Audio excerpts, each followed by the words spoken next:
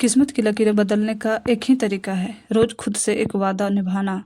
जो हर सुबह मेहनत के साथ उठता है, उसी के नाम एक दिन सफलता मुस्कुराती है। नमस्ते दोस्तों, स्वागत है आप सभी का सोहा डायरीज़ के डे 5 स्टडी ब्लॉग में। मैंने अपने दिन की शुरुआत डेली अनुशासन के साथ किया। सबसे पहले मैं अपने दैनिक कार्य को किया, खाना बनाया, उसके बाद मैं पढ़ने बैठ गई। पढ़ते टाइम मेरी भतीजी जिसको हम लोग प्यार से छोटी बोलते हैं, उसका मैं बाल बना रही थी, क्योंकि मैंने आपको बताया था कि मेरे घर साइड धान रोपनी चल रहा है, तो मेरी भाभी वहीं पर चली गई है, तो मुझे ही सारा काम करना होता है। तो ये बोली कि बुआ थोड़ा सा बना दीजिए, तो मैं बनाने लगी इसका बाल। बहुत प्यारी बच्ची है। उसके बाद मैं क्राउन पढ़ने लगी।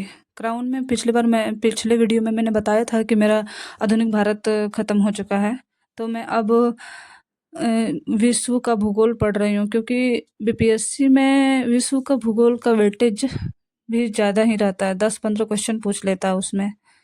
तो मैं इसे रिवीजन कर रही हूँ। दोस्तों, मैं बता देना चाहती हूँ कि मैं जेपीएससी प्री क्वालिफाइड हूँ। इस बार मैंने जो जेपीएससी का प्री दिया था, उसमें मैं पास हो गई। इतना हाई स्कोर होने के बाद भी, मतलब इतना हाई कट ऑफ जाने के बाद भी मेरा मतलब प्री हो चुका है। लेकिन अभी जो चल रहा है यहाँ पर जेपीएससी में विवाद, उसके कारण से एग्ज़ाम मतलब नहीं होगा, शायद हो सकता है कैंसिल हो जाए। और मैं इतना देर पढ़ने के बाद बिहार स्पेशल में मैं कभी नानू का पढ़ रही थी। इतना पढ़ने के बाद मुझे भूख लग गई, तो मैं थोड़ा सा कुरकुरे लाई थी, उसे खा लिया, और चाय भी बना लिया था मैंने, तो उसे भी मतलब ले लिया चाय को। उसके बाद टाइम हो चुका था 11:30, तो मैं चली गई खाना बनाने, चूँकि मैं बताई थी कि मेरे घर साइड धान रोपनी हो रहा है, तो वही भाभी सब चले जाते, तो मुझे दोनों टाइम खाना बनाना पड़ रहा है। रात में भाभी बना लेती आकर, तो मुझे टाइम मिल जाता पढ़ने का। उसके बाद मैं नहा धोकर आ गई पढ़ने। उसके बाद मैंने क्लास किया, फिर थोड़ा सा लेटी। इसी बीच मेरा पार्सल आ चुका था दोस्तों। अब आप लोग सोच रहे होंगे पार्सल में क्या मैंने मंगाया है। तो मैं बीपीएससी का तैयारी कर रही हूँ, तो मुझे उसके लिए चाहिए था करंट अफेयर्स का। मेरे पास तो था, लेकिन अभी करंट जो जुलाई तक का है वो नहीं था। बिहार स्पेशल के लिए मंगाया है, और दृष्टि ऑल ओवर करंट के लिए मैंने मंगाया है। ये दृष्टि आई का है, तो मैं इसे पढ़ूंगी पहले, उसके बाद एडिटोरियल का भी पढ़ूंगी।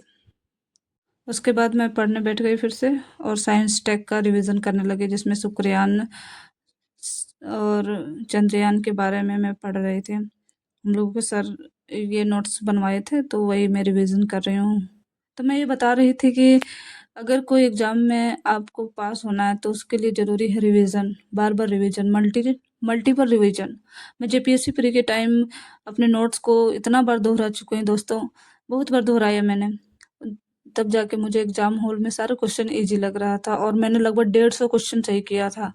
200 क्वेश्चन में 150 क्वेश्चन सही किया था। इतना देर पढ़ने के बाद मेरा टाइम अब हो गया था, मतलब 5 बज चुका था, तो मैं ट्यूशन पढ़ाने चली गई। बच्चे लोग भी थोड़ा, उसके मम्मी-पापा चले जाते हैं खेत, तो वो सब भी चले जाते हैं, एक ही बच्चा है। इतना करने के बाद अब शाम हो चुका था, मैं थोड़ा बहुत इधर-उधर टहल के आई, और उसके बाद फिर पढ़ने बैठ गई।